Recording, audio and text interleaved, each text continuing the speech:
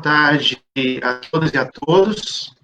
É com muita alegria e satisfação que nós vamos estar iniciando agora o RELEP Diálogos. RELEP Diálogos é uma iniciativa da Rede Latino-Americana de Estudos Pentecostais, Núcleo Brasil, RELEP, durante esse período de pandemia e de isolamento social, em que nós estaremos convidando alguns amigos e colegas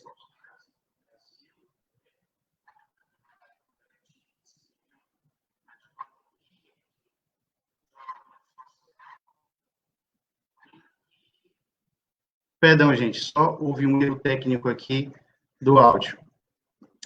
Muito bem, como eu vinha dizendo, o RELEP Diálogos, então, é uma iniciativa da Rede Latino-Americana de Estudos Pentecostais Núcleo Brasil, de durante esse tempo agora de pandemia, de isolamento social, enfim, poder contribuir de alguma maneira, né, com o partilhamento de pesquisas acadêmicas em várias áreas distintas, teologia, sociologia, história, e áreas afins, com a discussão acerca dos pentecostalismos no Brasil.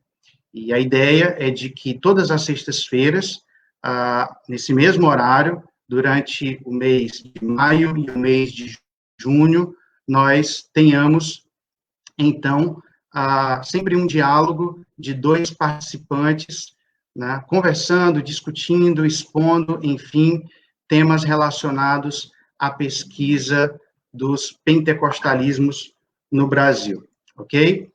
Antes de nós convidarmos os nossos dois expositores amigos de hoje, eu gostaria só de partilhar algumas informações com vocês, tá? A primeira informação importante é de que o evento que estava previsto para o final desse mês, na Faculdade Batista do Paraná, em Curitiba, né, ele foi cancelado por causa de toda essa situação. Então, nós resolvemos ajustar esse encontro, essas palestras que aconteceriam no evento, para essa modalidade online, através das transmissões aqui desse projeto do RELEP Diálogos, ok? A segunda informação importante é de que, como eu já disse, todas as sextas-feiras nós teremos essas transmissões acontecendo aqui pelo canal oficial da RELEP Núcleo Brasil. Então, eu gostaria de lhe pedir para você se programar, na medida do possível, né, compartilhar com outras pessoas interessadas também de ouvir, de discutir, de conversar sobre esses e tantos outros assuntos que vão surgir, nós vamos estar divulgando, ok? E nos ajudar na divulgação de uma forma geral. E o terceiro aviso é que, para aqueles que ainda não conhecem, mas não conhecem muito acerca da RELEP, da Rede Latino-Americana de Estudos Pentecostais, eu gostaria de sugerir que você pudesse acessar, então, o nosso site. Eu vou colocar aqui para vocês na tela o link, vou colocar nos comentários, perdão, vou colocar agora na tela, certo? E você vai poder, então, acessar posteriormente e tomar mais informações a respeito da rede, né? Sobre quem são os pesquisadores, os trabalhos e livros produzidos, né, ao longo desses últimos anos, enfim. Então, eu gostaria de lhe convidar a acessar esse link que está aparecendo aqui, então, abaixo, né, na tela. Acredito que todos estejam vendo direitinho. E eu vou deixar aqui também nos comentários, ok? Então, me permitam aqui, só depois dessas informações, explicar um pouco como é que a gente vai trabalhar hoje, certo? Nós temos dois amigos convidados, o Gideon Alencar e o Kenner, e nós vamos ter um momento de aproximadamente 20, 25 minutos para cada um deles exporem a respeito dos seus temas, certo? E aí, caso você tenha alguma pergunta ou questão, ou queira contribuir de alguma forma, né, a partir dos assuntos, que eu peço que, por gentileza, deixe a sua questão nos comentários. E aí, no final das duas falas, eu vou selecionar, de acordo com o tempo, o número X de perguntas, para nós criarmos uma interação aqui e pormos, então, aos expositores, beleza? Então, eu já gostaria de chamar aqui o Gideon e o Kenner, ok? Sejam muito bem-vindos, meus amigos. Obrigado, prazer. Boa tarde. Boa tarde. Ao relé. Breno, uma pergunta. Fique à vontade. O nosso bate-papo está sendo transmitido pelo Facebook, certo? Exato. Se eu for no Facebook agora e pegar o link, eu consigo compartilhar no meu Face também? Sim. Consegue. Ok? Uhum. Então, muito bem.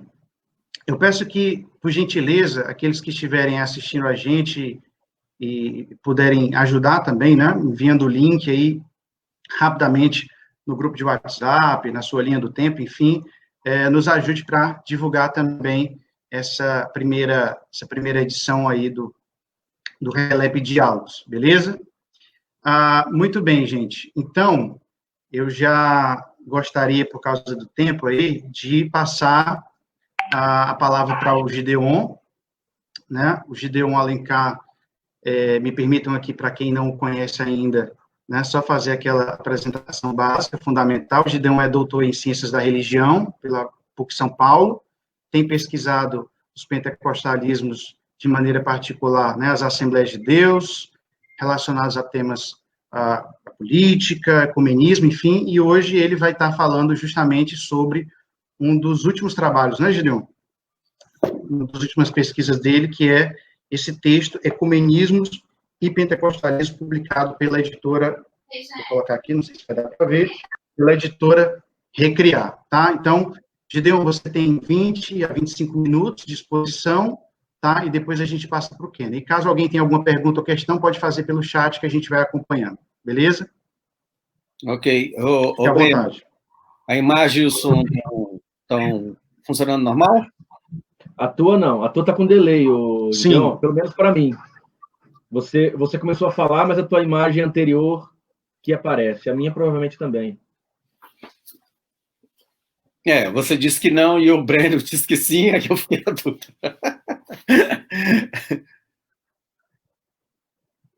Deixa eu ver aqui nos comentários.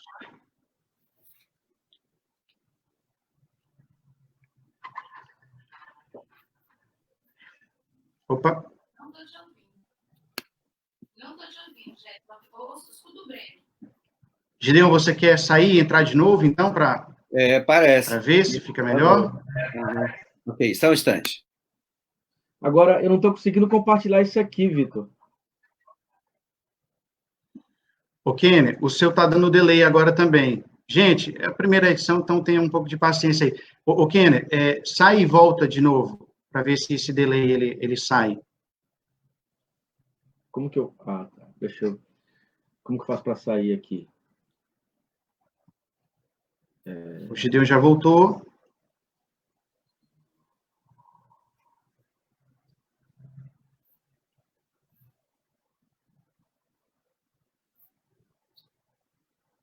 Você está me ouvindo e me vendo, Breno?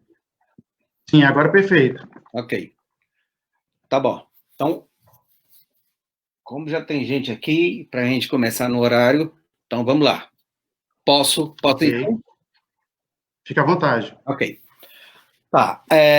Meu tema é o tema da minha pesquisa atual, quer dizer, não tão atual ainda, porque eu já terminei o programa, foi um pós-doc que eu fiz na PUC, já até publiquei o livro, mas, de alguma forma, a pesquisa a gente nunca termina.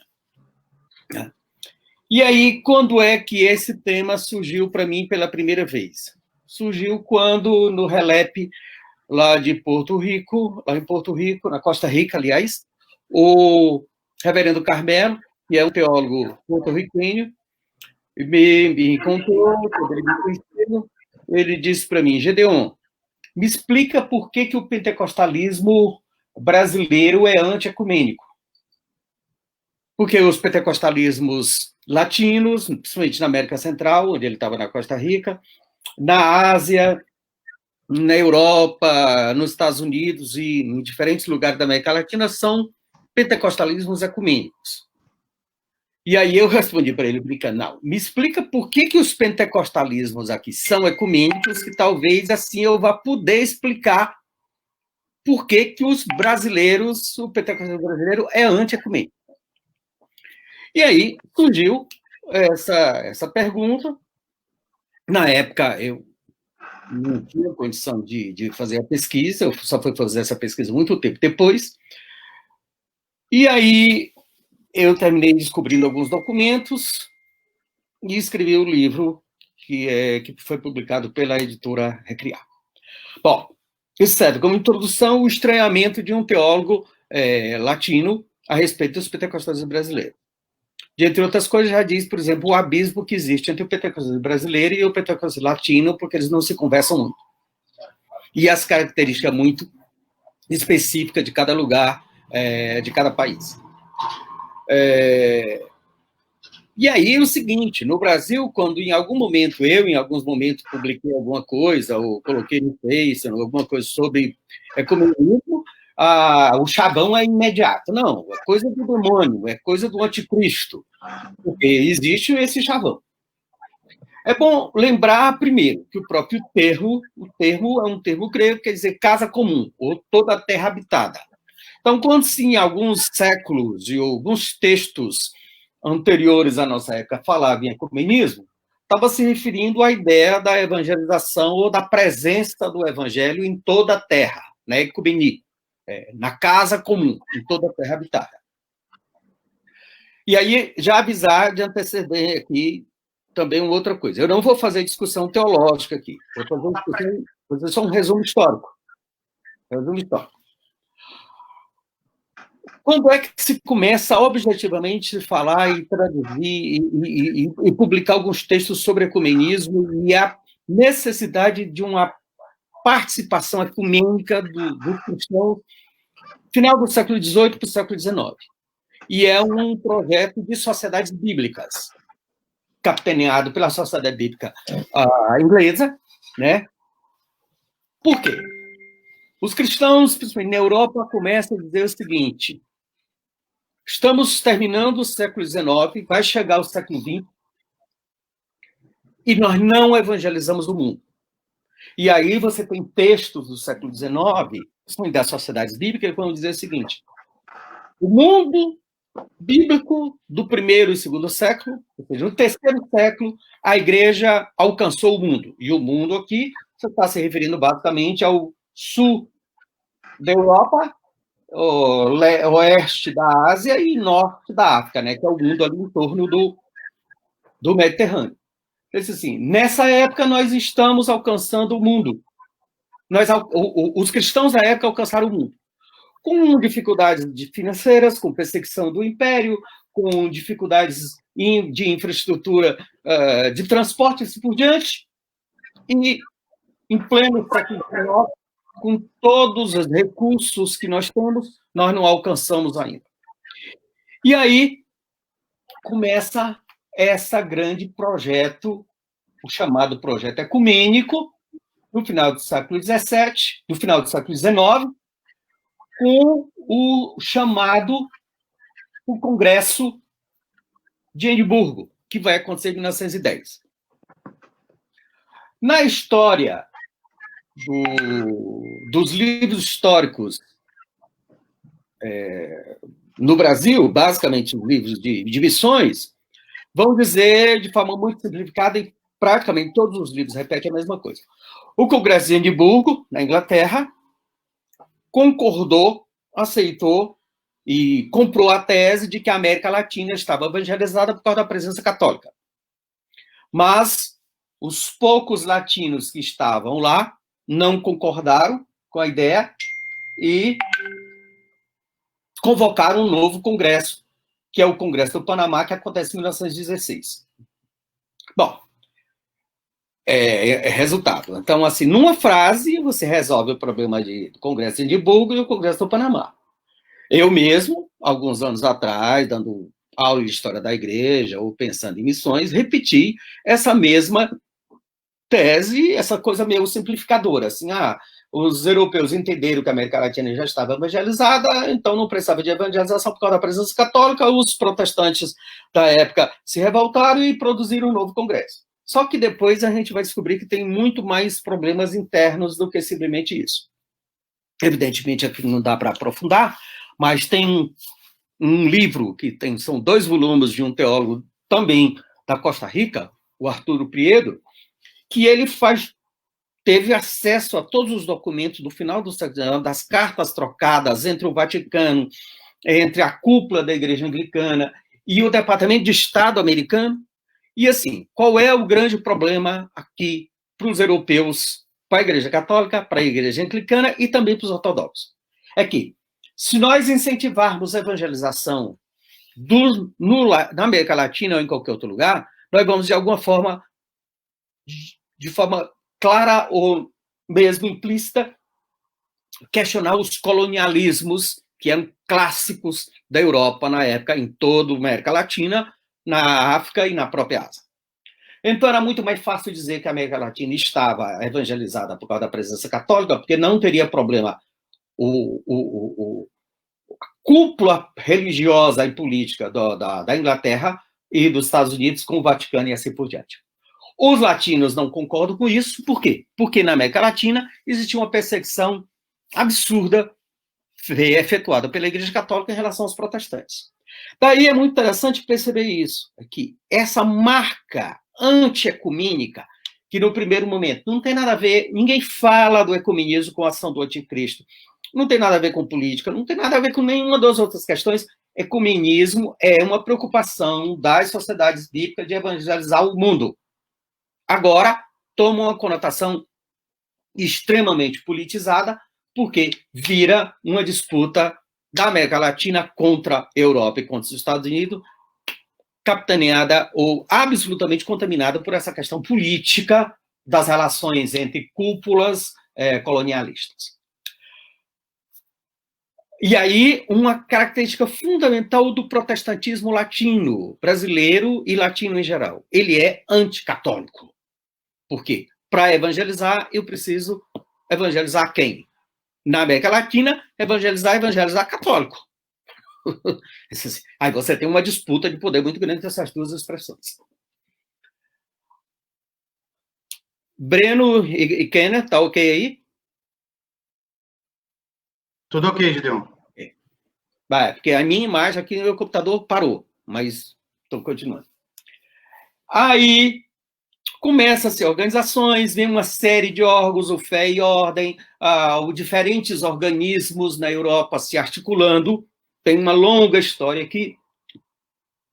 Em 1948, nasce o Conselho Mundial de Igreja. É muito interessante que o Conselho Mundial de Igreja é organizado em Amsterdã em 1948. Só que um ano antes, na cidade de Genebra, foi organizado a Conferência Mundial Pentecostal. E é muito significativo que essas duas instituições, com pretensão global, transnacional, internacional, tentando aliar os dois grupos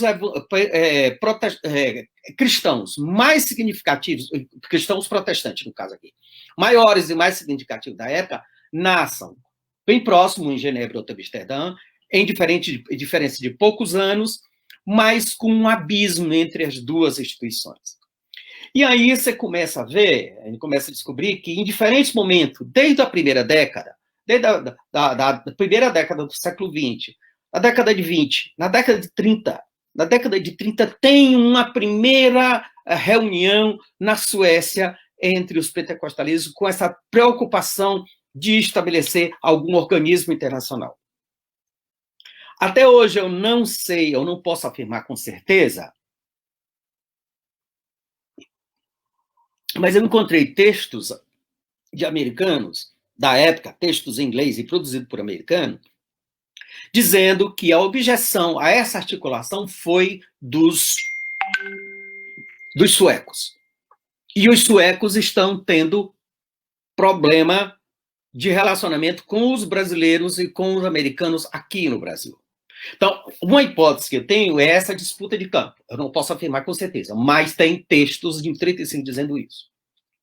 Bom, Conselho Mundial de Igreja, Conferência Mundial Pentecostal nascem nesses 2 anos muito próximos, mas eles nascem absurdamente contaminados pela história da Guerra Fria, que vão ficar cada vez mais graves nos próximos anos. O que acontece? Na Europa, você teve toda uma discussão na primeira, segunda, terceira e quarta década sobre o testemunho cristão. A Europa está sendo... O cristianismo na Europa está sendo extremamente desafiado pela secularização da Europa. E aí, com a Primeira e Segunda Guerra Mundial, o testemunho cristão vai para o esgoto. Por quê? Porque o que caracteriza basicamente a Primeira e a Segunda Guerra Mundial é uma guerra majoritariamente de países europeus. Ou seja, de forma bem caricata, eu poderia dizer o seguinte: é luterano alemão protestante matando soviético ortodoxo protestante ou católico, que mata luterano inglês protestante, que mata luterano sueco, que mata anglicano da Irlanda e que vai matando ortodoxos. Ou seja, numa caricatura, a Primeira e a Segunda Guerra Mundial é uma guerra entre os protestantismos europeus. Na Segunda Guerra, o que é que vai acontecer? Os protestantes norte-americanos vêm e matam os luteranos alemães, os ortodoxos russos, os ingleses e assim por diante, e os protestantes americanos ganham a guerra. Claro, estou fazendo a caricatura aqui.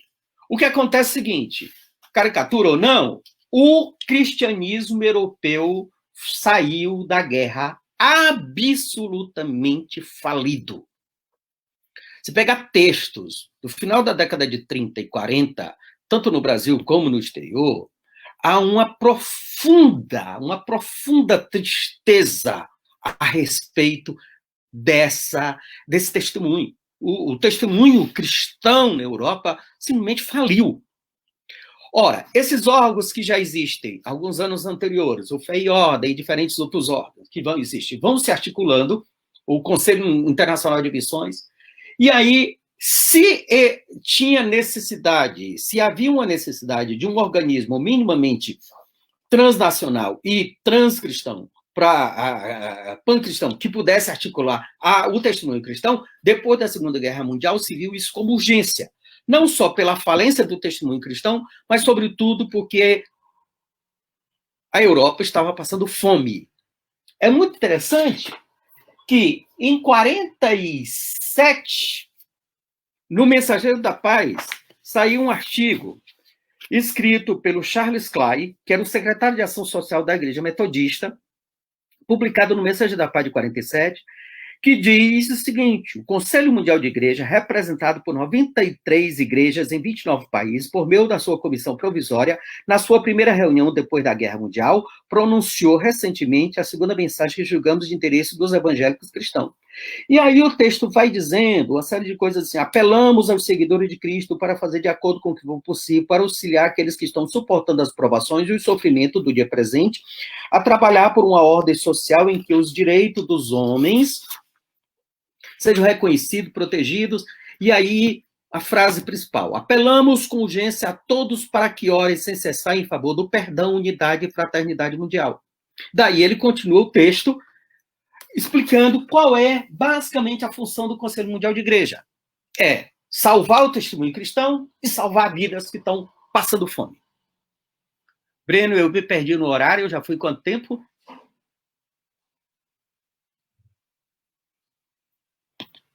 15 minutos, Gideon. Tá à vontade. Mais 10 minutos. Eu já gastei. Já gastou 15, tem mais 10 minutos. Tem mais 10 minutos. Então, deixa eu fechar rapidamente aqui. Teria que fazer uma discussão à parte a respeito, assim. Esses pentecostalismos do Chile, pensando só na América Latina, do Chile até o México, tiveram influência americana, sem juízo de valor. Tiveram influência americana. Por exemplo, as Assembleias de Deus basicamente foram fundadas por americanos. Argentina, Chile, diferentes lugares até o México. As Assembleias de Deus é um caso à parte, que as Assembleias de Deus foram fundadas por suecos que não tinham uma relação de harmonia com os americanos. É tanto que alguns artigos falam, as Assembleias de Deus sofreram influência americana. Vírgula. Essa influência não existe nos primeiros anos. Ora, portanto, o pentecostalismo brasileiro, ou pensando basicamente as Assembleias de Deus, elas estão bem longe dessa influência americana, mais ainda bem longe da influência europeia. Porque, apesar dos suecos terem ligação com a sua igreja na Suécia, é uma ligação que daqui a pouco desaparece, é uma longa história aqui que não dá para entrar no mérito. A própria igreja da Suécia nunca teve muito essa preocupação, inicialmente sim, mas depois nunca teve essa preocupação de interferência no Brasil. O Petro, sim, mas a instituição mesmo não. Ora, diferente de uma igreja luterana, de uma presbiteriana, de uma metodista, de uma batista, que tem tanto ligações com as suas sedes nos Estados Unidos, como as suas sedes na Europa. Portanto, você tem muita gente que vem da Europa, que, por exemplo, os luteranos, todos eles vão fazer a sua formação teológica na Europa. Os batistas, os presbiterianos, idem. Ou seja, eles vão lendo esse pessoal e vão tendo influência das suas sedes originais. As Assembleias de Deus não têm isso. Daí você tem uma diferença imensa entre as Assembleias de Deus no Brasil e outras Assembleias de Deus. Por exemplo, em 2018, teve o Fórum Mundial na Colômbia, em Bogotá. O Fórum Mundial é uma organização do Conselho Mundial de Igreja, da Conferência Mundial Pentecostal, da Aliança Reformada e da Aliança Ortodoxa. E lá, as Assembleias de Deus de Bogotá participaram oficialmente do Fórum Mundial e do Fórum Pentecostal Ecumênico. Eu mesmo sou membro do Fórum Pentecostal Ecumênico porque eu participei junto com o Carmelo, com o pessoal do Relep lá. Então, assim, você não tem essa tensão dessa briga que você tem aqui. Aqui no Brasil, eu teria que fazer um detalhe específico a respeito do Manel de Melo, que foi a única igreja pentecostal brasileira que aderiu ao Conselho Mundial de Igreja, mas foi uma adesão um tanto artificial, que foi uma adesão muito mais do Manuel de Melo do que da igreja, e teve uma longa e conflituosa história que não deu resultado nem para o movimento ecumênico, nem para o pentecostalismo. Acrescentando mais 2 detalhes aqui. As Assembleias de Deus, quando vem logo depois da Segunda Guerra, começa de fato a Guerra Fria. E aí, década de 60, se acirra profundamente a aversão dos pentecostais contra o ecumenismo. Mas se acirra por quê? Se acirra por causa da presença dos ortodoxos. Você vai encontrar diversos textos, inclusive no Mensageiro da Paz, falando que a Assembleia, por exemplo, que aconteceu em 64, 69, desculpe agora a data, eu não vou lembrar da data aqui, aconteceu no Canadá, foi um grupo da União Soviética. E aí os textos vão dizer que esse grupo tinha agentes da KGB, que foi financiado pelos comunistas. E aí você tem toda uma construção ideológica contra o Conselho Mundial de Igreja e contra o próprio ecumenismo, que nos anos anteriores não tinha essa discussão. E aí tem 2 figuras das Assembleias de Deus americanas que são muito interessantes lembrar. Donald Gee e David Duplessis, que foram ambos excluídos das Assembleias de Deus na década de 60, pelos UN. É interessante que o Duplessis era da África do Sul e o Donald Gee era inglês. E ambos participaram, por exemplo, do Vaticano II, e tiveram toda uma articulação junto ao Vaticano com o Concílio de Unidade dos Cristãos, né, o Pontifício Conselho de Unidade dos Cristãos, e tinha uma articulação muito interessante. Mas, na década de 60, ambos foram excluídos das Assembleias de Deus americanas, por causa da questão ecumênica. Alguns anos depois, você tem início uma instituição chamada Comissão Internacional de Diálogo Católico Pentecostal. Em 1972 começa essa comissão. Ela já tem quase 50 anos aí. E essa comissão, por exemplo, teve durante esses anos todos a presença de 162 pentecostais do mundo inteiro e quase 50 assembleianos. E Desde a década de 80, do final da década de 80, tem uma figura importantíssima lá, que é Seu Robert, nós já tivemos junto 2 vezes, lá na Colômbia e no RELEP lá do Panamá. Seu Robert é o atual moderador da comissão. E o Seu Robert é um pastor assembleiano nos Estados Unidos. Ou seja, você tem 30 e tantos pastores das Assembleias de Deus participando dessa comissão do Vaticano. E aí, em alguns momentos, quando eu falo a respeito disso, as pessoas dizem, não, mas ecumenismo é coisa do anticristo, ecumenismo é uma articulação do diabo. Eu falei, então tá. Se é articulação do diabo, a gente só sabe isso no Brasil. Porque na Europa, as pessoas não sabem disso, nos Estados Unidos, na Ásia, em diversos países da África, em diversos países da América Latina. Ou seja, a gente então teria que chegar a uma seguinte conclusão. Só o pentecostalismo brasileiro, ou no caso, só as Assembleias de Deus no Brasil, é que estão corretas, e o mundo e as demais igrejas do mundo inteiro estão erradas, principalmente a Assembleia de Deus. A Assembleia de Deus nos Estados Unidos, por exemplo, tem uma regulamentação da convenção dizendo o seguinte: nem confirma e nem exclui. Ou seja, nem incentiva e nem exclui a igreja ou o pastor que estiver participando de atividade ecumênica. Por quê? Porque as Assembleias de Deus nos Estados Unidos elas são absolutamente autônomas, no sistema absolutamente congregacional. Ou seja, você tem algum dos autores publicados pela CPED ou muito celebrados aqui no Brasil como teólogos pentecostais fundamentais são ecumênicos. E quem quiser entender mais essa discussão teológica é ler a tese do Adriano, né, que foi o doutorado dele em teologia lá na PUC do Paraná, e ele escreveu a tese dele sobre essa questão. Hoje nós temos o Fórum Cristão Mundial, que trabalha junto, e dentro do Fórum Cristão Mundial tem o Fórum Pentecostal Mundial, e tem o Fórum Pentecostal Latino, que já tivemos, inclusive, uma reunião do Fórum Pentecostal aqui em São Paulo, na época do RELEP, eu não lembro agora a data, mas tivemos junto aqui. Já tivemos diversas reuniões desse fórum pelo Brasil, pelo diversos lugares da América Latina. Já estava agendado uma outra reunião desse Fórum Pentecostal Ecumênico nesse ano, mas, pelo visto, o calendário desse ano todo foi desapareceu. Só mais uma informação. Nós temos hoje no Brasil um movimento chamado Encristos, que é uma sigla chamada Encontro Nacional de Cristãos em Busca de Santidade e Unidade. O Encristo é uma reunião de diferentes grupos católicos, com diferentes grupos pentecostais, em que é uma celebração de louvor, adoração e mensagem, com absoluta negação do proselitismo. Eu já estive em diferentes reuniões do Encristos, aqui em Cachoeira Paulista, na Canção Nova, aqui no interior do Ceará, aqui no interior de São Paulo, do Ceará. No Rio de Janeiro tem um evento parecido chamado Somos Um, e é um evento muito interessante. E pela primeira vez no Brasil, pela primeira vez na história da Comissão do Diálogo Internacional Católico Pentecostal, nós temos um brasileiro participando, que é o padre Maciel Marceneiro, nosso amigo, que já esteve em alguns momentos no RELEP, um excelente teólogo, crente maravilhoso, prega com uma unção extraordinária, que é membro dessa comissão.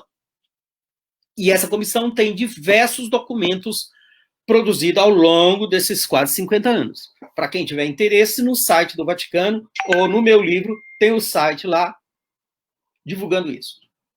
Meu tempo esgotou, mas uma pergunta que é muito comum acontecer em sala de aula é que, quando eu for falando dessa história, já aconteceu mais de uma vez. Algumas pessoas dizem, não, peraí, se é ação do Espírito Santo na Igreja Católica, então, de forma compulsória, os católicos teriam que sair da Igreja Católica. Quando eu falo, por exemplo, da história do pentecostalismo, eu incluo, por exemplo, a renovação carismática, que será uma longa história aqui. Ou seja, se é ação do Espírito Santo, então eles têm que sair da Igreja Católica.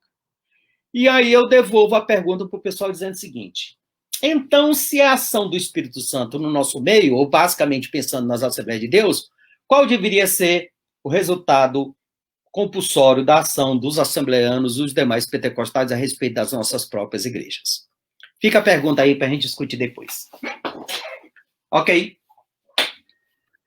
Ok, Gideon, muito obrigado pela exposição. Lembrando que quem tiver perguntas ou questões, podem fazer aí pelo chat, depois a gente vai estar selecionando algumas delas para tanto o Gideon quanto o Kenner fazerem tréplicas, beleza?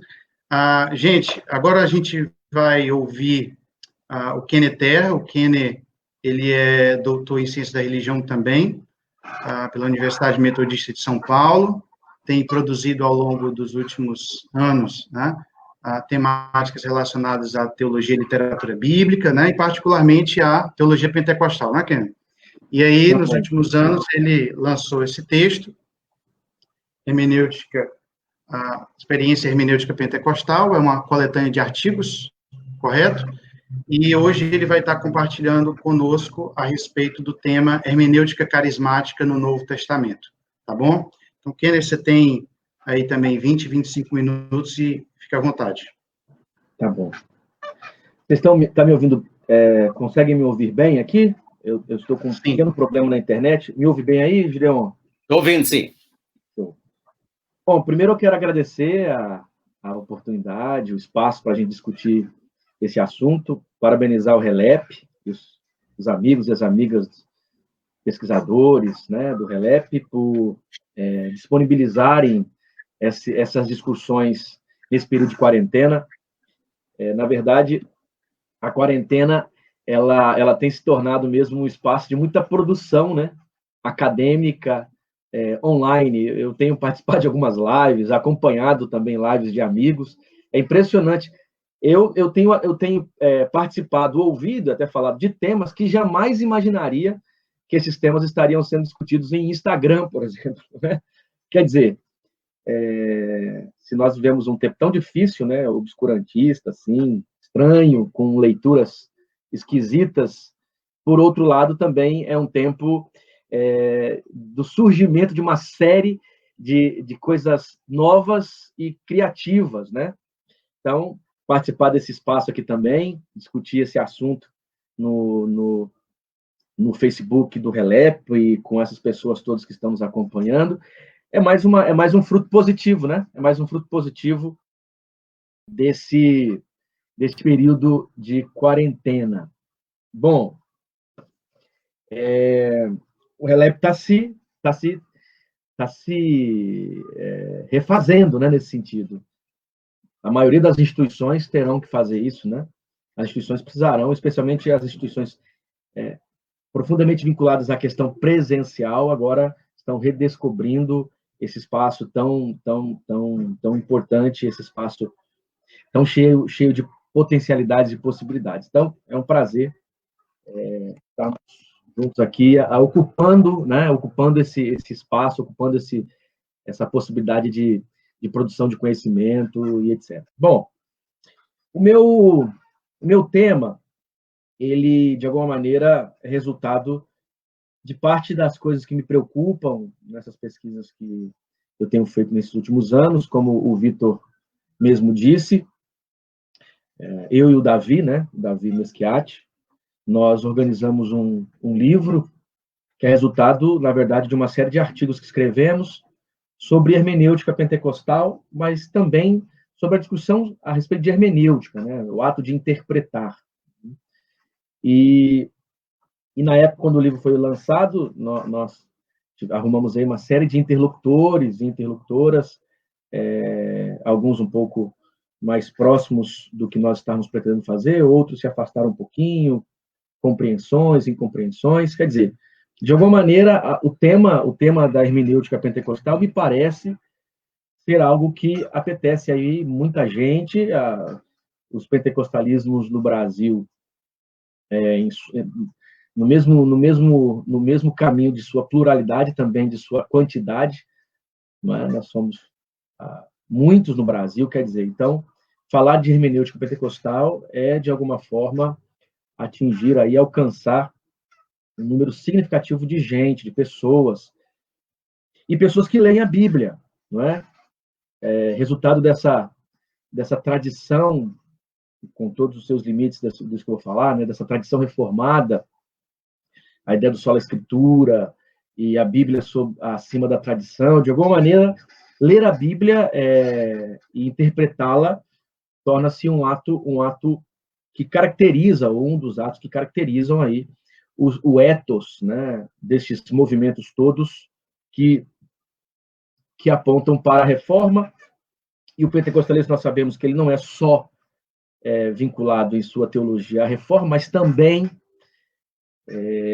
o Land vai inclusive indicar uma série de caminhos e de horizontes teológicos que vão compor o pentecostalismo, a teologia ortodoxa, a mística medieval. O Gideon falou agora um pouco a respeito do movimento ecumênico e o pentecostalismo.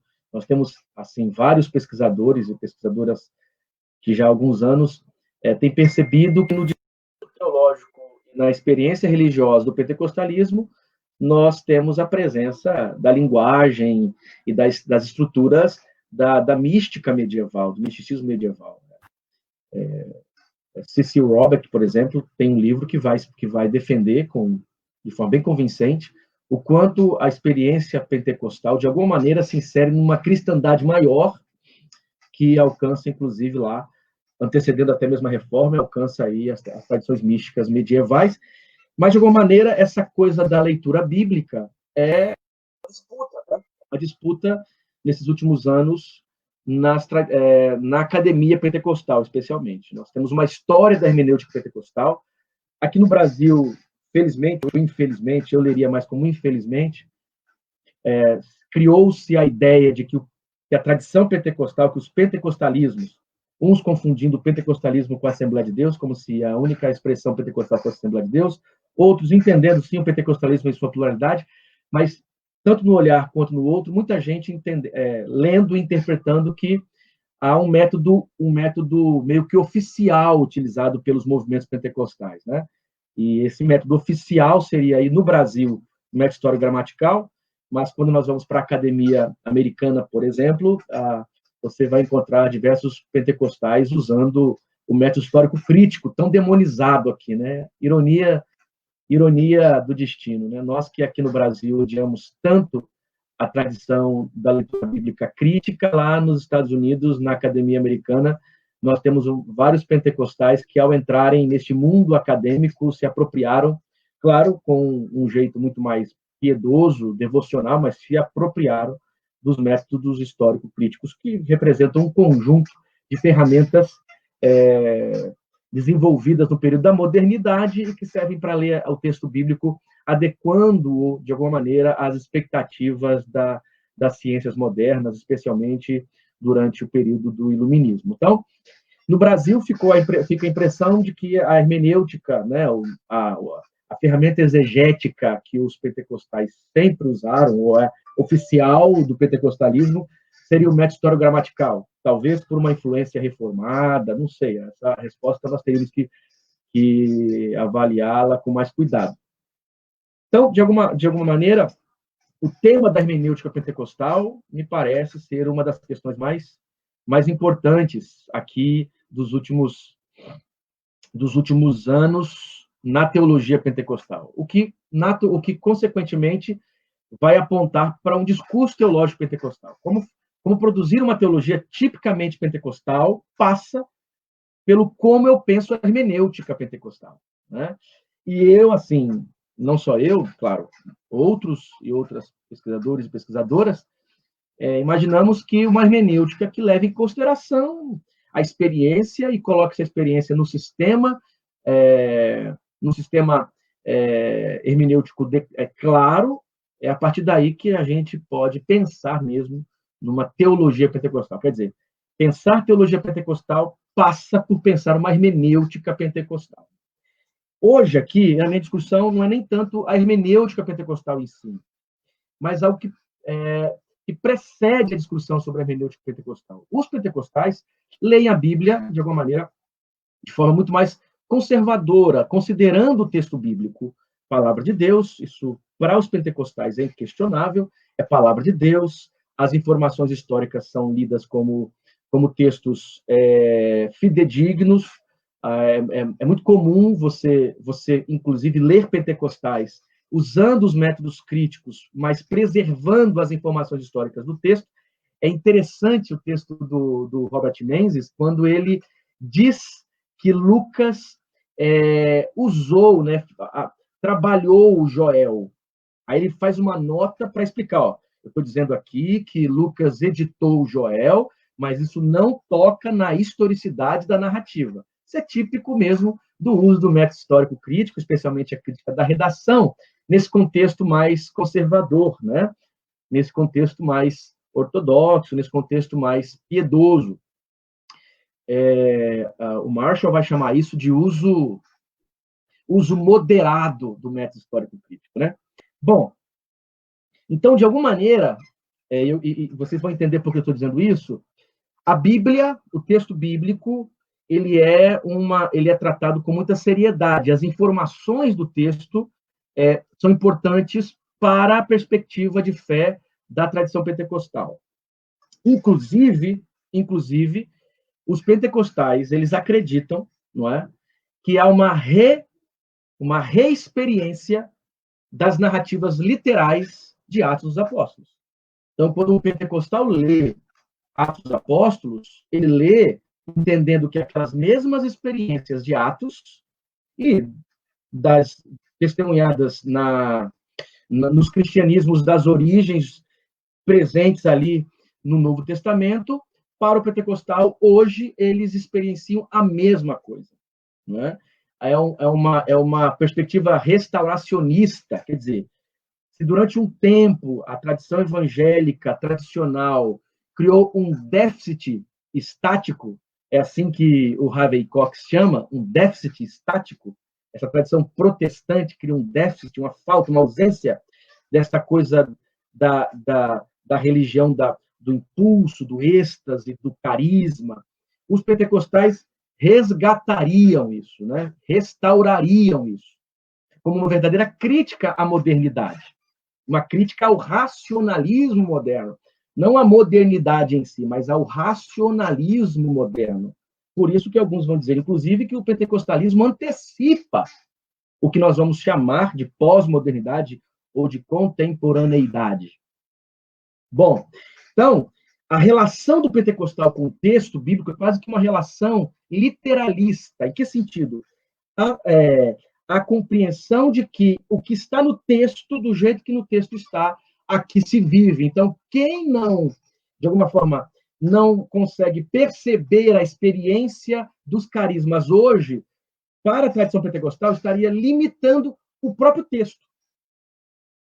Entendem? Então, isso seria o conceito de reexperiência do texto. É uma ponte ontológica, uma hermenêutica ontológica, quer dizer, a experiência ontológica do Espírito, de forma literal, histórica, hoje os pentecostais vivem também. Essa é a ideia. Por isso que eles resgatam, eles restauram uma experiência pneumática primária, originária.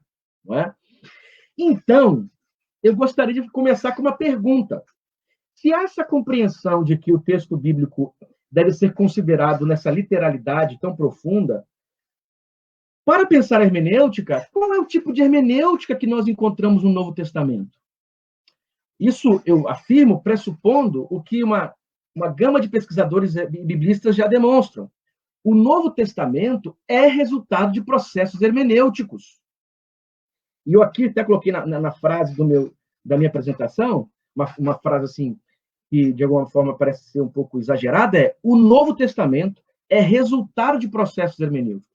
A exegese tradicional tornou o Novo Testamento um conjunto de tradições, tornou o Novo Testamento uma construção da fé das comunidades. A exegese tradicional tornou o Novo Testamento uma estratégia teológica discursiva. Quer dizer, o que é o Novo Testamento, né? O Novo Testamento é um resultado de trabalhos literários, teológicos. O Novo Testamento é resultado de um conjunto de práticas orais que eram usadas à luz de necessidades das comunidades, a missão, a catequese, e também o Novo Testamento, então, com esse olhar exegético, é resultado de processos e organização das tradições das comunidades. O Novo Testamento como a fé das comunidades.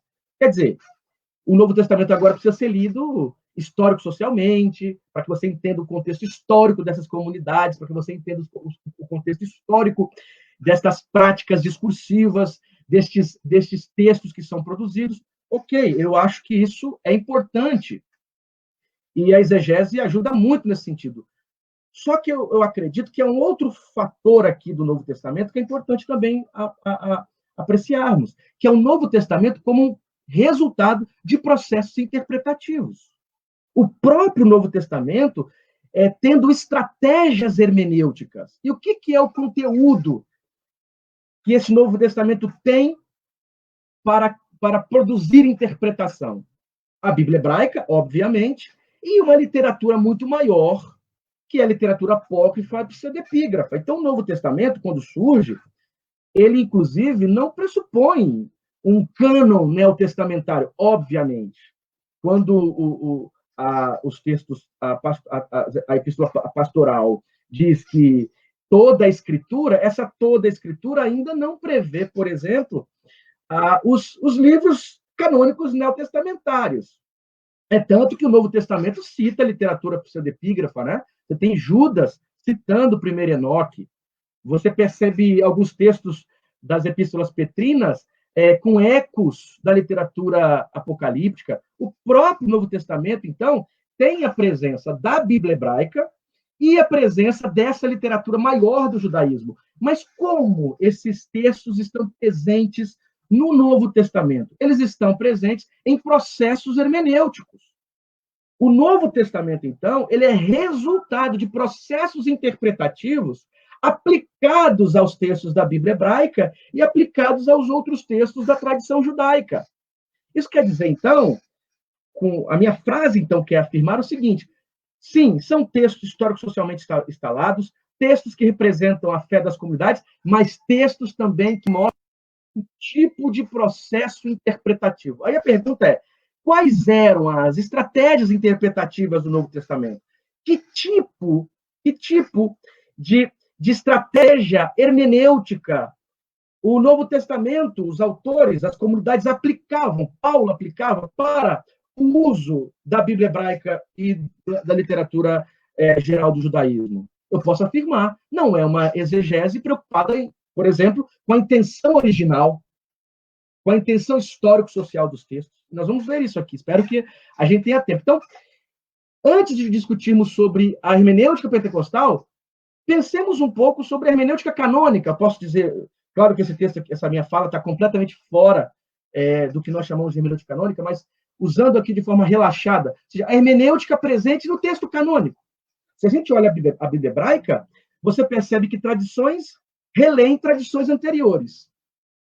A questão do sábado, quando você olha dentro da Torá, a questão do sábado em Êxodo e Deuteronômio, você percebe que a questão do sábado em um texto está ligada a um interesse, e no outro texto ligada a questão do sábado a outro interesse. Quer dizer, as próprias tradições internamente na Bíblia hebraica passam por processos hermenêuticos. Tradições interpretam tradições anteriores.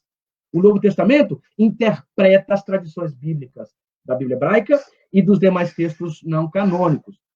Para que a gente entenda qual tipo de sistema hermenêutico que o Novo Testamento aplica a esses documentos, preciso perguntar pelos processos hermenêuticos judaicos. É aqui que a gente entra de maneira mais profunda. O movimento cristão do primeiro século, os cristianismos do primeiro século, são parte de movimentos judaicos do Segundo Templo. Quer dizer, você tem um judaísmo que nós chamamos de judaísmo do Segundo Templo, que é o período da construção do Segundo Templo pós-exílio até os primeiros até a metade do segundo século depois de Cristo. Esse contexto aqui é um contexto que borbulha, que surge vários movimentos judaicos, entre eles o cristianismo. É tanto que o cristianismo, ou esses cristianismos, vão usar as tradições judaicas, vão usar os textos das tradições judaicas. E esses textos serão lidos dentro também de um conjunto de sistemas hermenêuticos próprios da tradição judaica. Quer dizer, a maneira como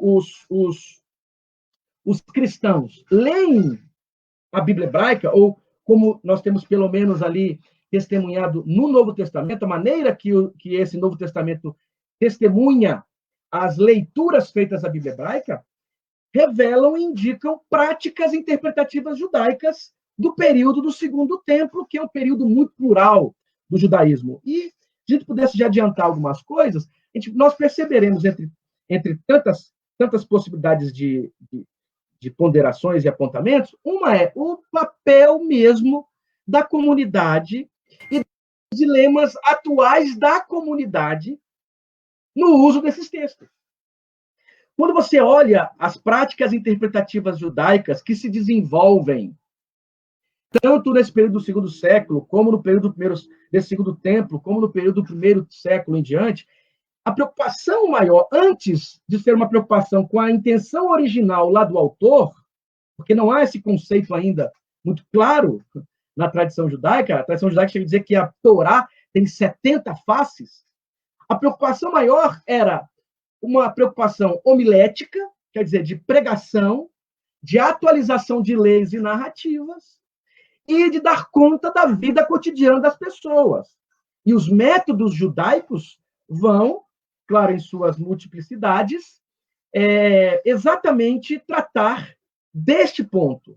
Os textos, então, da Bíblia hebraica, antes de serem lidos, considerando a sua história da formação, antes de serem lidos, considerando o seu contexto histórico, social, gramatical, na tradição judaica, os textos eram lidos à luz dos interesses homiléticos, sinagogais e do dia a dia das pessoas. A pergunta mais fundamental era como que esta lei ou esta narrativa pode ser aplicada, compreendida nos dilemas deste dia a dia agora. Entende aqui? E aí surge uma série de métodos dentro da tradição judaica. E o que é interessante, gente, é que quando lemos o Novo Testamento, percebemos a presença dessas intuições metodológicas da hermenêutica judaica, mostrando o quanto o Novo Testamento é judaico, né? Paulo mesmo, quando você olha a maneira como Paulo lê os profetas, lê a Torá, você vai encontrar na pena de Paulo, na caneta de Paulo, a presença muito profunda, muito eloquente dos usos destes métodos da tradição judaica. Ou seja, esses cristianismos das origens, eles são, na verdade, propostas hermenêuticas. São hermenêuticas da Bíblia hebraica, tendo a comunidade como lugar muito importante, porque os textos vão ser lidos para darem conta das questões comunitárias, e Cristo como uma espécie de óculos. Por isso que a leitura do Novo Testamento é uma leitura cristológica da Bíblia hebraica e da tradição judaica. Mas, para fazer isso, faz a partir de uma série de ferramentas da exegese, ou da hermenêutica judaica do período do Segundo Templo. Bom, e qual é a característica desta comunidade cristã? É uma comunidade pneumática. Não dá para ler os primeiros cristãos de forma racionalista. A exegese alemã acabou violando um princípio que ela mesma sempre defendeu: olhar o contexto histórico, os sistemas históricos. Quando a gente olha, claro, parte da exegese alemã, né? Quando a gente olha o sistema, o contexto histórico, imaginário, das tradições que estão em torno do Novo Testamento, não dá para ler, por exemplo, glossolalia como uma língua conhecida, hebraico, latim ou grego. Quando a gente lê profecia, revelação dentro do Novo Testamento, não dá para ler isto como uma espécie de denúncia, simplesmente. A cultura racionalista do Novo Testamento nega o que a própria perspectiva exegética racionalista sempre defendeu, o contexto imaginário histórico do Novo Testamento. Este judaísmo no qual o Novo Testamento se insere é um judaísmo profundamente estático, pneumático. São comunidades pneumáticas. Ponto. Aí, então, entramos de maneira mais completa na nossa argumentação. Se a hermenêutica do Novo Testamento é uma hermenêutica tipicamente judaica, ela é, então, vinculada aos interesses e às respostas para as comunidades. E se estas respostas para as comunidades acontecem em comunidades cristãs, então são comunidades cristãs profundamente carismáticas, pneumáticas. Aí nós temos a primeira pergunta respondida, e aí já indicamos o horizonte da nossa discussão. Como esses textos eram lidos? Aí nós temos um conjunto de ferramentas. Nós temos o Midrash, nós temos o Pesher. Não dá tempo de receber aqui a mensagem agora, que eu tenho só um minuto. Midrash e Pesher eram duas ferramentas usadas pela tradição judaica. O Midrash usado de forma muito clara nos textos não canônicos, lendo a Bíblia hebraica, e o Pesher na tradição de Qumran. Nos manuscritos de Marmoto, você encontra este tipo de interpretação, esse tipo de texto chamado Pesher, os Pesharim, os vários textos que usam a ferramenta do Pesher. Quando olhamos o Novo Testamento, percebemos uma série de leituras que seguem exatamente esse horizonte, esse horizonte midrástico, esse horizonte do Pesher. Entre tantos exemplos, pena que agora meu tempo já acabou, mas quando você olha o Evangelho de João, capítulo 12, quando o Evangelho de João, capítulo 12, quer responder por que as pessoas não creram, ele vai citar Isaías, mas não vai citar Isaías no contexto histórico. Ele vai citar Isaías a partir da experiência da comunidade. Atos, capítulo 2, é um modelo disso. Atos, capítulo 2 é um modelo, que é tão importante o pentecostalismo, né? Pedro, ele interpreta Joel, mexendo em Joel, fortalecendo em Joel a questão dos sinais, coisa que nem Joel estava, colocando no centro a ideia da profecia e alimentando o conceito dos últimos tempos. Enquanto em Joel diz, depois desses dias, aqui em Atos aparece a ideia dos últimos tempos. Paulo faz isso também. Quando você lê Atos capítulo 15, ali é um modelo interessante. O Christoph Thomas, por exemplo, mostra isso. Atos capítulo 15, Pedro tem a experiência no capítulo 10, com Cornélio e sua casa. Então ele percebe que o Espírito é derramado sobre eles também, sendo gentios.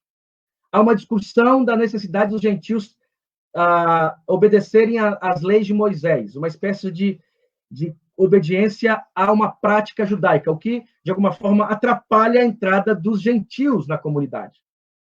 Quando você olha o texto, Pedro, então, diz para não tentarem o Espírito, ou não tentarem a Deus. Peirazeteton teon. É a mesma ideia de Atos 5. Peirazai to pneuma kirio. Quer dizer, não tentar o Espírito, não tentar a Deus, ou não tentar o próprio Espírito de Cristo, Espírito do Senhor. E aí, veja só, quando Pedro narra a sua experiência, aqui acontece agora um trato midrástico com Amós.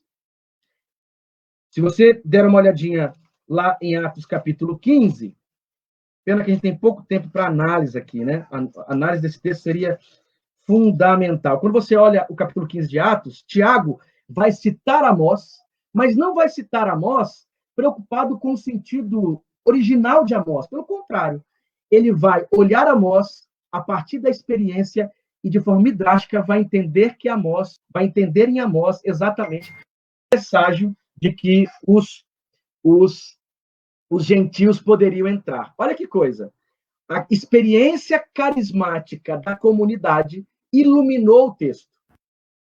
Se você tiver mais dúvidas, leia lá depois outros textos do Novo Testamento, como 1 Coríntios 10, em que Paulo usa uma tradição rabínica falando da pedra que acompanhava o povo, e ele diz que essa pedra é Jesus. Quer dizer, é um trabalho de liberdade e criatividade midrástica sobre o texto. Gálatas, capítulo 3, falando da semente de Gênesis, capítulo 12, ele vai dizer, essa semente está no singular. Então, se está no singular, é Cristo. Só que a semente singular lá de Gênesis representa representa a nação de Israel. Paulo, de maneira muito mais livre, midrástica, usa, então, esse texto e, à luz da sua experiência, dá um sentido mais profundo, ilumina o sentido do texto. Bom, o Vitor já me mandou aqui umas 10 mensagens dizendo que o meu tempo acabou. Eu queria fechar aqui dizendo o seguinte: quando olhamos a hermenêutica do Novo Testamento, lê a Bíblia hebraica seguindo as tradições judaicas, lê usando o Midrash, tem disso de Midrash, de Pesher, talvez de alegoria, alguns vão acreditar até que a presença de uma alegoria tipo de Philon. E estas práticas interpretativas usam os textos de maneira criativa, à luz da experiência do Espírito, à luz da experiência carismática. Então, podemos dizer, inclusive, que o Novo Testamento é resultado de perspectivas e de interpretações, de hermenêuticas carismáticas destas comunidades, que eram mais pneumáticas do que a tradição racionalista gostaria de admitir. Aí eu pergunto, terminando, se o Novo Testamento, inclusive no Evangelho de João, fala do Espírito depois revelar todas as coisas, não coisas novas, mas todas, há uma experiência do Espírito que ajuda na leitura e no alargamento do texto. A pergunta é, se o próprio Novo Testamento revela-se como um processo hermenêutico muito mais polissêmico, criativo, pouco preocupado, por exemplo, com o radicalismo histórico-social, como podemos, então, hoje, considerar esta hermenêutica e servir e tornar essa hermenêutica algum tipo de iluminação da maneira como os pentecostais leem a Bíblia? E parece que basta olharmos com calma e perceberemos que há uma relação muito profunda entre o jeito como o Novo Testamento lê o texto bíblico e a forma como, na história da teologia pentecostal e da hermenêutica pentecostal, o texto foi lido também. É isso. Obrigado, desculpe por ter atrasado, por ter estourado. Espero que tenha sido claro, mesmo nessa correria. Ok. Obrigado, Kenner, pela exposição. E para ser mais objetivo, por causa do horário também, nós vamos abrir espaço, então, para algumas perguntas, tá? Por ordem, a gente vai começar com o Gideon, com perguntas feitas ao Gideon, e aí depois nós vamos a algumas perguntas que apareceram aí no chat para você, tá, Kenner? Tá bom. Ok? Então, as primeiras perguntas vão ser para o Gideon, eu vou colocar aqui na tela, se ele quiser ler, fica à vontade. Eu já vi. Eu já vi, Breno. Perfeito. Onde você consegue ver, Gideon? Aqui no chat, aqui de lado. Você fica falando demais, correr de pastor, né? Não pode ver microfone falando demais, e presta atenção. Bom, gente, assim, rapidamente, eu não sei se vocês viram, o Odaí, que é um pastor presbiteriano que está no Conselho Mundial de Igreja, estava aí participando, muito bacana. Júlio, meu amigo dos Estados Unidos, e o Gustavo, que fica fazendo pergunta lá da Itália, é um pesquisador italiano que pesquisa as Assembleias de Deus. Não vai dar tempo para responder tudo. Teve gente que falou sobre igreja luterana, presbiteriana e batista, mas assim, eu estou falando só dos pentecostais, vou ficar reduzido aos pentecostais. O Gustavo colocou assim, qual é a grande dificuldade da relação do ecumenismo com as igrejas pentecostais e a igreja católica? Uma das coisas que eu coloco no meu texto é o seguinte, por exemplo, na Comissão do Diálogo Vaticano, a fala dos católicos é uma fala oficial, porque eles são representantes oficiais do Vaticano. Ou seja, é gente indicado, inclusive a ironia que tem muito mais mulheres nessa comissão representando os católicos do que os pentecostais, e ela tem uma fala oficial, ela vem dos documentos da igreja, com tradição milenar, e eles têm uma certa continuidade. Eu falei com alguns, a Marina está lembrando que o Mancilla é um antropólogo assembleiano do Chile, também está participando, muito bacana. O Mancilla é uma pessoa que tem que convidar num próximo encontro, e o Odaí, quem sabe. Ou seja, essa fala dos católicos é uma fala que tem oficialidade, que tem caminhada, que tem a ver com os documentos da igreja e que tem resultados concretos na atuação dessa igreja. Sem entrar aqui no mérito do juízo de valor, certo, errado, melhor ou pior.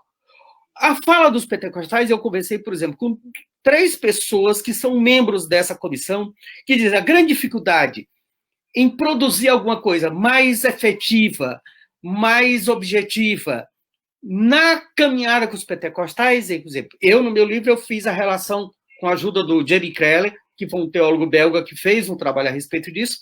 A cada ano, e a cada fase, nós estamos na 6ª fase, tem novas pessoas. Ou seja, aí tem que começar tudo de novo, fazer toda a discussão anterior, e aí esse pessoal vai lá, participa de uma reunião e volta para os seus estados, para os seus países, e não tem nenhum resultado. Ou seja, nesse sentido, do ponto de vista objetivo, do ponto de vista institucional, do ponto de vista histórico, do ponto de vista efetivo de alguma alteração, a caminhada em relação aos pentecostais tem sido infrutífera.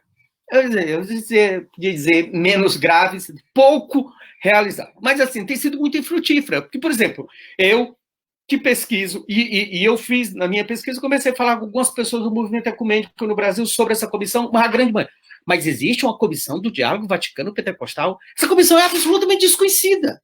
Inclusive porque os documentos não são publicados, inclusive porque os pentecostais não têm interesse, inclusive porque o próprio movimento ecumênico católico também não tem interesse na comissão. Ou seja, num momento de grande desafio e de grande intolerância religiosa, seria muito importante termos um pouco mais de interesse nessa questão. Claro que aí as pessoas vão falar por questões teológicas. Eu não estou me referindo a questões teológicas aqui. Mas é muito interessante para os teólogos de plantão que estão aí assistindo, a entrada nos documentos. Por exemplo, vocês vão ver documentos interessantíssimos produzidos por teólogos católicos e pentecostais ao longo dessas décadas, falando, inclusive, de pontos fundamentais dessa teologia, dessa hermenêutica que o Kenneth estava falando, da hermenêutica pentecostal, da tradição das manifestações pneumáticas ao longo dos séculos, que os cessacionistas gostam de dizer, não, isso não aconteceu, isso desistiu, se é que isso aconteceu alguma coisa no Ato dos Apóstolos, ao longo dos séculos desapareceram. Ora, a Comissão do Diálogo Vaticano-Pentecostal vai resgatar uma série de eventos históricos na tradição cristã de manifestação de glossolalia, de visão, de revelação, de profecia e assim por diante. Ou seja, é mentira que os fenômenos pentecostais desapareceram ao longo das histórias. Sempre existiram. O que foi desaparecido. O Moab me chamou a atenção, e eu esqueci, Moab, perdão. Uma das grandes importâncias do RELEP e da nossa manifestação e do nosso trabalho foi a presença do Moab no Sínodo do Amazonas no ano passado no Vaticano. Ou seja, o Vaticano convidou um representante do RELEP no Brasil, e nós tivemos o Moab, doutor em História, pastor assembleano, participando do Vaticano lá, no Vaticano, no ano passado. E nós, do RELEP, estivemos na Alemanha, nos 500 anos da Reforma. A Igreja Luterana convidou 5 pesquisadores brasileiros com as despesas pagas. Foi eu, o Davi, o Clayton, a Marina, o Clayton, a Marina e o Mancila, não, o Chiquete, que é um mexicano. Estivemos em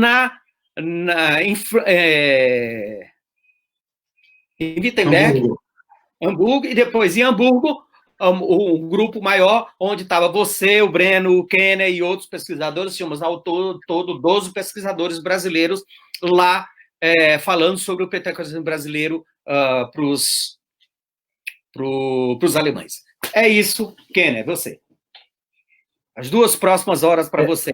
Eu espero que as pessoas que perguntaram aqui, que são perguntas importantes, eu agradeço o Gunnar Berg, né, de Andrade, e o Valdemir, espero que eles estejam aí, porque eu quero muito respondê-los sobre isso. Tomara que eles estejam aí e não tenham saído. Primeiro, eu vou citar aqui, Gideon e Vitor, uma frase de um exegeta pentecostal. O nome dele é Robert Menzies. Quer dizer, olha o que ele vai dizer.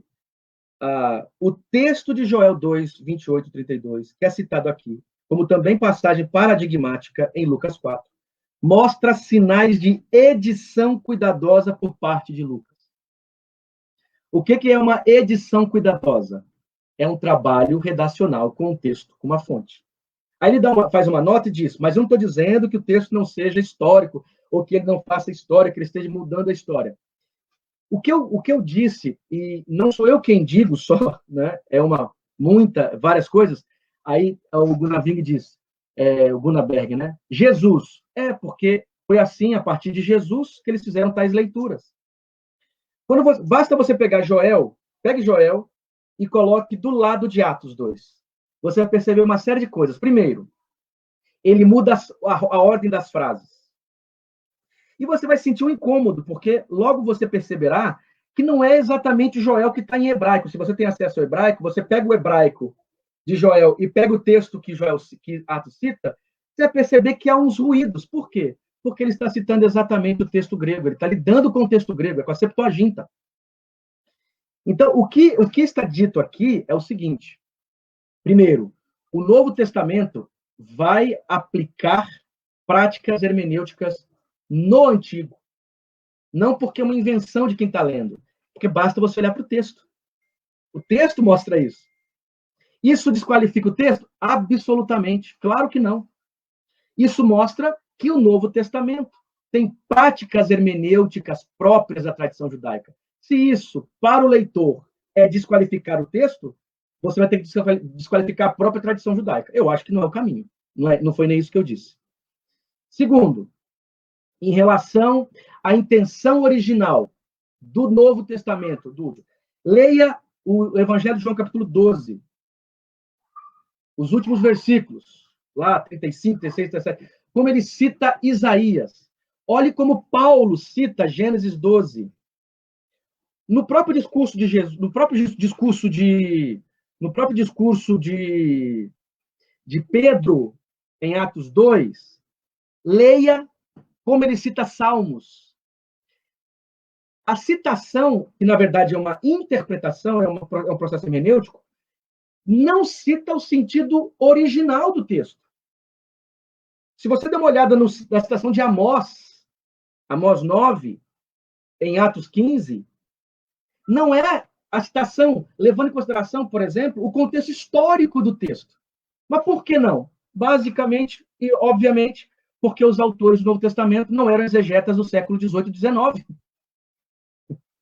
Eles eram judeus que liam a Bíblia usando as estratégias judaicas de leitura. Ponto. Quais eram essas estratégias? A partir do que eram feitas? Dessas ferramentas e à luz das práticas carismáticas das comunidades. Você percebe isso no próprio Lucas 15. A experiência carismática de Pedro produz uma leitura de Amós que é muito adequada para aquela comunidade que vive agora a entrada dos gentios, porque o Espírito que é derramado sobre os judeus de Atos 2 também é derramado sobre os gentios em Atos 10. Então, é essa questão aqui. Aí, diante disso, a gente pode afirmar, não, mas esse é o sentido original do texto. Se você aplicar o método histórico-gramatical e o método histórico-crítico na Bíblia hebraica, provavelmente você não vai ler Amós como Atos 15 leu. Você não vai ler Joel como Pedro leu. Não vai ler Gênesis 12.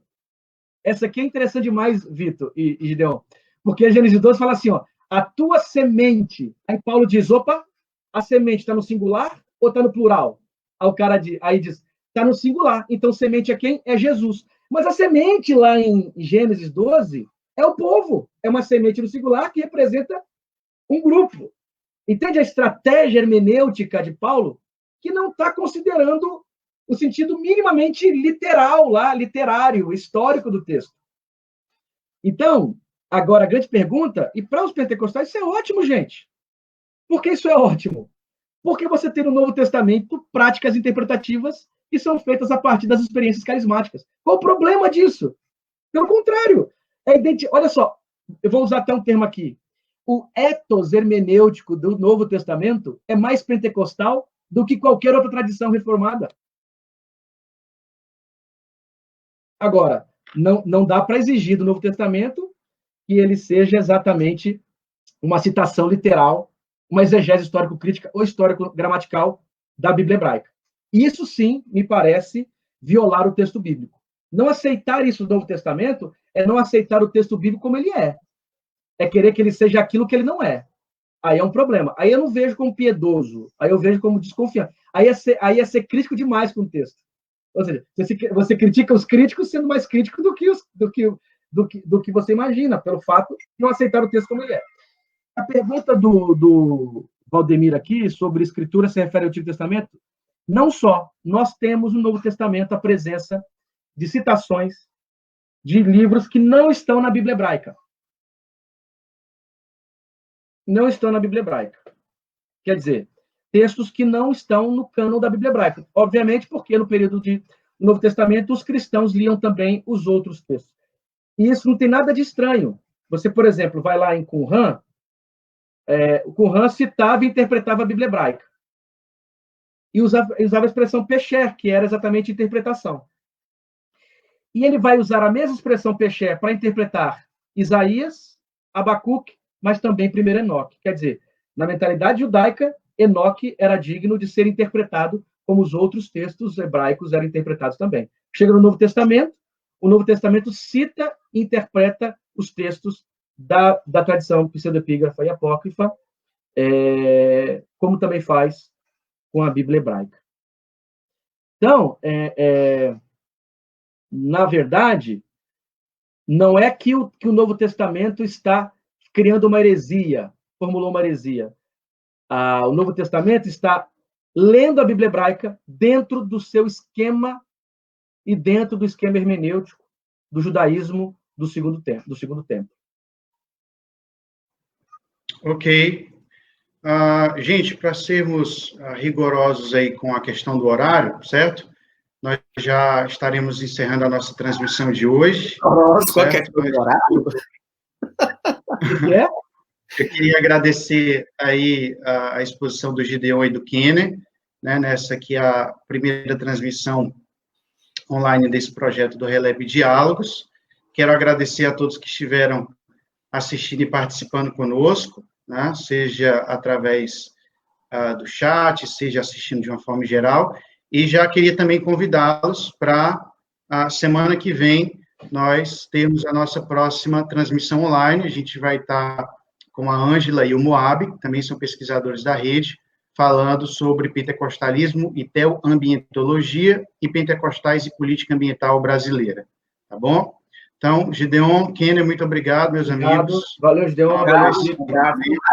Valeu, a todos que assistiram conosco, e pedindo que vocês, semana que vem, estejam conosco também, participando da próxima transmissão, ok? Gente, muito obrigado a todos, todas, uma boa noite e um abraço. Valeu, gente. Até mais. Valeu.